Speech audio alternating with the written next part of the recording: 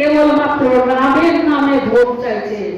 রাম দিয়া, রাম আমাদের আরাধ্য দেবতা নয়, রাম আমাদের আরাধ্য দেবতা।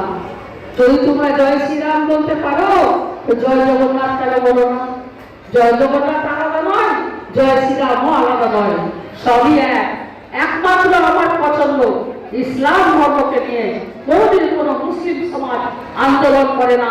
কেন আজকে হিন্দুরা আমাদের সনাতন ধর্মকে নিয়ে রাজনীতি করে আমাদের ধর্মকে, সনাতন ধর্মকে ছোট করছে?